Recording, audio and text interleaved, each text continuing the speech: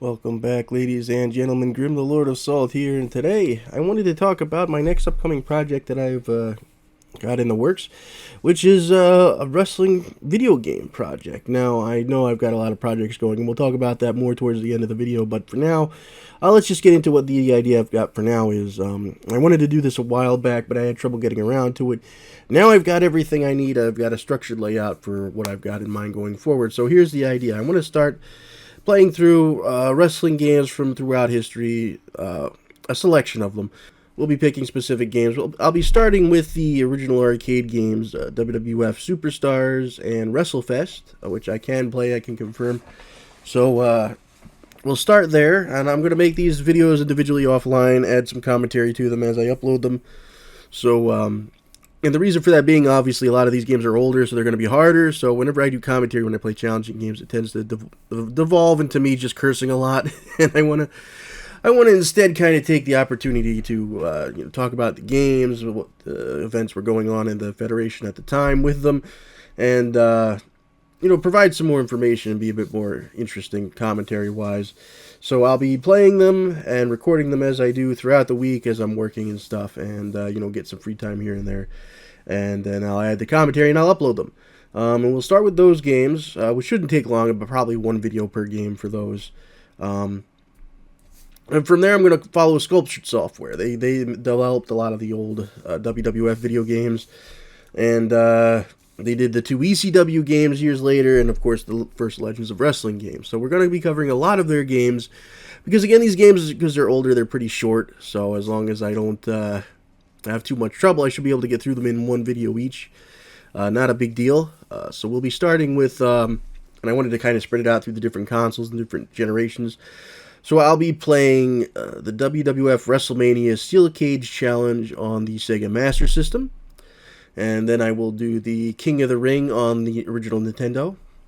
From there, we'll do Royal Rumble on the Super Nintendo and Sega Genesis, because there's very different rosters on both games. So it's worth a video for each. Then we will do a Rage in the Cage, which was exclusive to Sega CD back in the day. And we'll wrap up that particular saga with Raw, which we'll be playing on the 32X. So yeah, different console for each game. And pretty good representation of the times. And the Sculptured Software 2D games were about as close as you'd get to those arcade games, WrestleFest and stuff, on home consoles, which of course was the best a lot of us could do. And they're a lot of fun to play, and I'd like to have them on the channel. So the idea is, again, about one video per game, just playing through whatever their title mode is, maybe an exhibition or something showing whatever the feature is. You got to play a Royal Rumble in the Royal Rumble game, you got to play a King of Ring in the King of Ring game, that sort of thing. Cage match in the Rage in the Cage, right? Well, we'll keep following Sculptured Software after that, returning to the arcade for WrestleMania, the arcade game, which I did play a lot back in the day on the Sega Genesis. It wasn't a bad game, but it is so much crisper looking when you're playing the arcade version. So we will be playing the arcade version of it, and again, it's a very short game, so I'm not too worried about, again, these taking up a lot of time. We'll also play the sequel. A lot of people like to overlook WWF In Your House, There Goes the Neighborhood. Was exclusive, I think, to PlayStation, the Dreamcast back in the day. We'll be playing the PlayStation version. Again, short game, lots of fun for me personally. And again, staying with Sculptured Software. We'll be skipping Warzone because Attitude is just a better Warzone. There's Warzone I like because of the roster, because of the time it came out, that early Attitude era. It was the last WWF game to have Bret Hart in it for a very long time. So, along with the Bulldog and a lot of others. But everything in Warzone is in Attitude, but Attitude's better. So we will play through Attitude. That's where things are going to slow down a bit, because Attitude itself, it has a career mode. I don't plan on playing through the whole career mode, because you can play up to 2 years. I just want to play long enough to get probably the world title. Maybe a little shorter than that. I don't know. We'll see. But that's primarily what we'll play for that. Maybe some exhibition fights as well. I could do a video for that. And so that'll take a few videos. I can't say for certain how long. It's been a long time since I played it. But it's going to take a few, at least half a dozen episodes probably. Then we will continue again following Sculptured Software. They lost the WWF contract and they picked up ECW for the only two ECW licensed games ever made. I'll play through the second one, which I believe is Anarchy Rules. I think the first one's Hardcore Heaven, but then Anarchy Rules was the second, and that's the one I got. So we'll play through that, and that's the end of Sculptured Software for that generation. I will play through Legends of Wrestling 2 as well later on to kind of wrap them up and show that follow-up as well. And that'll cover all those games. Now we'll also play either Thunder or Nitro on the PlayStation, because we've already got, Attitude for WWF, we've got our Anarchy Rules for ECW. We got to do a WCW game on PlayStation just to round up that group, okay? So we've got we'll have video series for each federation on the PlayStation. It won't take long for it'll be either Nitro or Thunder, but it'll be on there. And then we will do we'll do 2 Aki games. Aki, of course, is famous for supposedly, well, a lot of people believe they're the best wrestling game developer ever, or at least at the time. They were making Japanese games, wrestling games, for multiple companies, not just for All Japan or just New Japan. They were doing both, and Takumi Shinoku Production and some others. So they were licensed to do some WCW and WWF games for the Nintendo 64.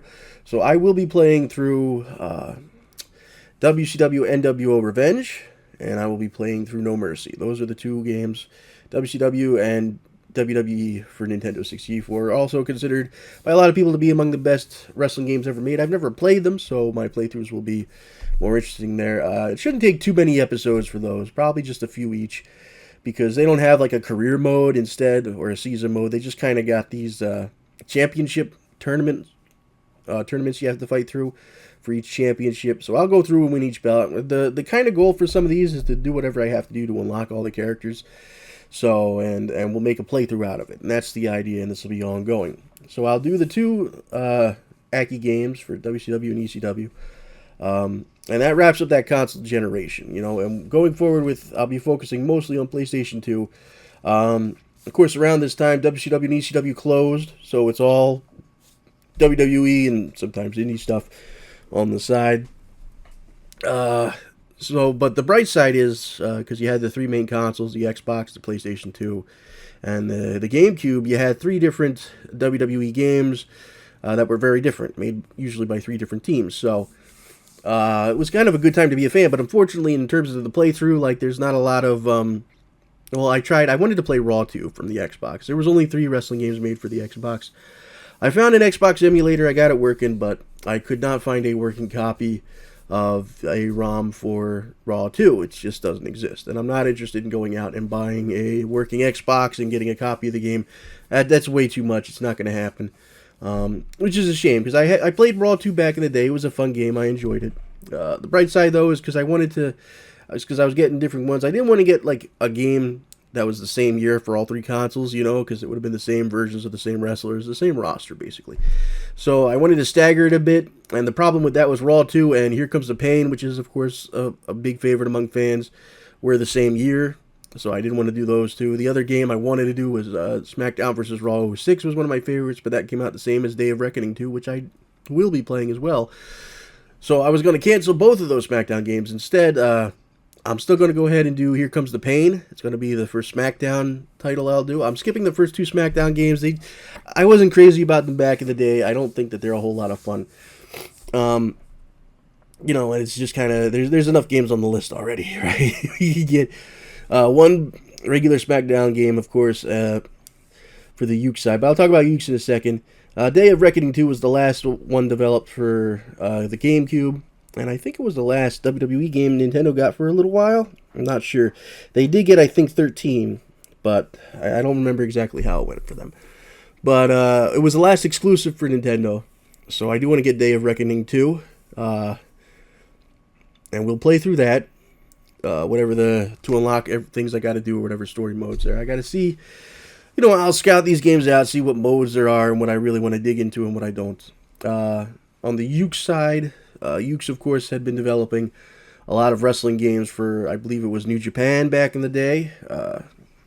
Not Virtual Pro Wrestling, but because that was Aki. But they made a lot of, and they also made one that was, a generic indie pro wrestling game that came out. So they were already into the wrestling business before THQ brought them in to make the WWE games, so they made the SmackDown games. We'll be starting with Here Comes the Pain, the most popular one, the first SmackDown game to have Legends in it. And we'll, like I said, play through the career mode, whatever, unlock all the stuff in that game, and then we will move to the SmackDown vs. Raw '07, which is the last SmackDown vs. Raw game for that generation, which is how we'll wrap that up. That also came out the year after Day of Reckoning 2. So that's the chronological order we're looking at here. It's going to be Here Comes the Pain, Day of Reckoning, and SmackDown vs. Raw 2007. Otherwise, for that generation, we've also got, I already said, Legends of Wrestling 2 I'll play through. Probably not Showdown. The third Legends of Wrestling game wasn't made by Sculptured Software. They closed down by then, and Activision closed down after that. So, probably won't play Showdown. Maybe I will if enough people request it, but the plan is to play Legends of Wrestling 2, because that was the better one, I think. The best game of the trilogy for Legends of Wrestling. And we'll also play Backyard Wrestling 2, which came out around that time. So there was a lot of wrestling fans were eating pretty good, despite the fact that the other major federations closed down. There was a lot to choose from. There was a good variety back then. Going forward after that, it becomes kind of an availability issue. I played pretty much all the, again, on my side, I'm going forward with PlayStation 3. All the WWE games that came out, but only some that I held on to. So the early ones, 08, 09, 10, I don't have anymore. I don't have Legends of WrestleMania. I'd like to replace it, but I might not include it on this list because of a very specific reason. And that's the two that I do have, which is WWE 13, which was the last one. Okay, so going forward, there's WWE 13, which was the last WWE game to be published by THQ, before THQ went under. Going forward, it'll be taken over by 2K. 13 is also notable because it's the game that introduced the Attitude Era mode. This was inspired by the WrestleMania history mode that they had in Legends of WrestleMania, where you recreated key moments from certain WrestleManias. But it was used to recreate the Attitude Era in that game. So half the roster was dedicated to Legends for that era, so you could get a pretty well fleshed out version of the Attitude Era. It's not complete by any means, but it's a really good representation of it. It was a really fun mode to play. And because of that, WWE 13 became one of my favorite games in the franchise, and still is, because of that mode. So we will be playing through that mode and getting to do that on the channel. Also, the subsequent game after that, the first 2K game, 2K14, we'll play through that as well, because that was the 30 Years of WrestleMania mode, where they did the same thing. These were basically the first, what would you call them? Shoot, these were basically the first showcase modes, so we'll be playing through that. The 30 Years of WrestleMania had like 40 some odd matches to it, tons, huge roster for that game. Again, half of it was Legends. And to have Legends from 30 years of the WWE was huge. There was a NWO DLC, so you got a ton of WCW wrestlers from the NWO there. It was an awesome game, awesome roster, and we'll be definitely playing through that mode and doing both of those games. Going forward from there, again, becomes kind of an availability. I've bounced back and forth a little bit between different games. I'm not currently planning on playing the TNA or AEW games. Maybe down the road. I don't have either of those games at the moment, and I don't think I can emulate the TNA game. So it becomes an issue of availability and cost. I'll see, but at the moment I don't have huge plans for them.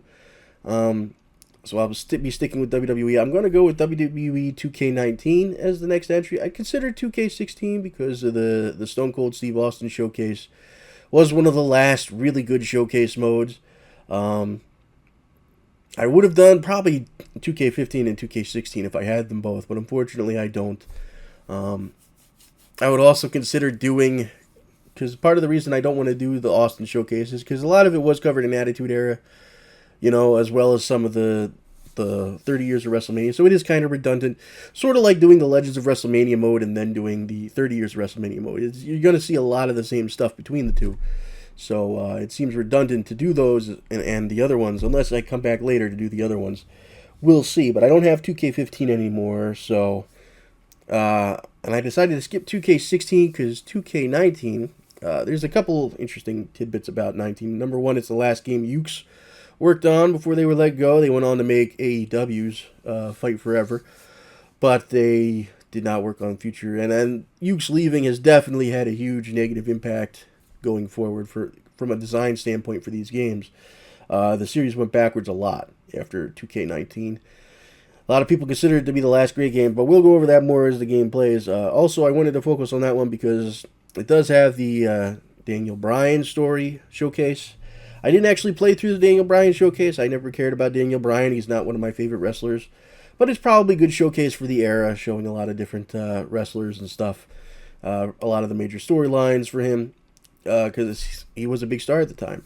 And also it has the best, I believe, career mode in it. One of the last games with a good career mode.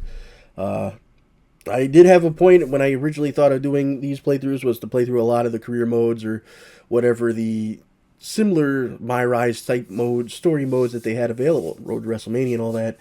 But instead, what I settled on was I kind of started working towards it and I had some issues, and it didn't end up coming together. But the 2K19 does actually have a pretty good career mode that I missed out on back in the day. So we'll go back. I'll play it for real this time and have that on the channel as well. And that'll probably be it. I mean, I have all the 2Ks from there on. I've got 2K20, 22, which were pretty awful. I can't imagine going back and playing them. 2K23 has the John Cena showcase, which was a terrible showcase, but I mean, it is John Cena, so it is kind of an iconic chunk of WWE history. 2K24, the 40 years of WrestleMania, which was also terrible. I mean, there's a handful of good matches in there, but mostly another really crappy showcase. And then there's 2K25, which, you know, I have on you're watching right now.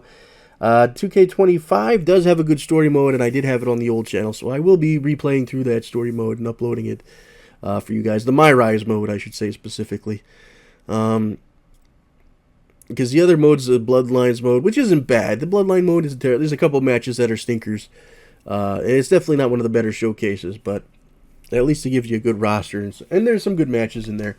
If I could, I might combine some of the showcases, maybe, to make a bit of a showcase marathon out of. I don't know. We'll see, but probably not. We're probably just going to be focusing on 2K25 and 2K19. Those will be the newer ones. And so I hope you guys enjoy the show, and I look forward to, showing these games. Hopefully we can get through them all. It's a long-term project if it happens. I got a lot of projects I know I'm doing. Jurassic Park project's probably going to go away. One of the things I realized playing the original Jurassic World Evolution was just how many quality of life improvements Jurassic World Evolution 2 had. 2 was it was complicated at first, but once you got the hang of it, it was a pretty convenient game to play. But when you go back and play the original, you see just how much more work everything is. Everything is so much harder to get done. And it's the basic interface just doesn't work nearly as well. And it's frustrating to play at times. So and the story modes aren't great in those games anyway. They're not terrible, but they're nothing special. So I'll probably just, I'll drop them for now. And I will still stream Jurassic World Evolution 3 because it is a fun game to play. And it's fun to stream that. But it's just going to be 3. It's not going to be the older games, at least not for now. So I still plan on streaming that and Subnautica going forward. I'm still planning on doing the RPG things. Suikoden's still on the menu. I keep saying it. Castlevania and Resident Evil are going to get sidelined probably till Halloween. They're a better fit for Halloween, I think, anyway. And I'm pretty happy. I played through 2 Resident Evils and a couple Castlevania, so I got a pretty good start to things there. And that's always kind of a fun thing to just revisit, crank out a couple more games, come back to later, right? It might be the same for wrestling for a while, who knows? But it depends on how long it takes me to finish these things. So that's the plan going forward with the channel. So Jurassic World Evolution 3 will be streamed. This will be taking the place, the wrestling games will take the place of the ongoing Jurassic Park project. And yeah, we'll go from there, guys. Hopefully I'll have time to get all this cranked out. I've been working a lot. But, some time off here and there. I should be able to crank some stuff out in my off hours. We'll see. Like always, this is a hobby for me. I'm just doing this for fun. I'm not making any money. So, I still got to go to work every day. and I got to put priority over that. And of course, I don't have a family, but I've got a little dog. He's not nearly as much work as the family, but he's still work. I don't want to neglect the little boy, baby Seamus, just for the sake of making some video game stuff, So, thank you guys for watching. I'll see you around. Until next time, this is Grim signing off, saying stay salty.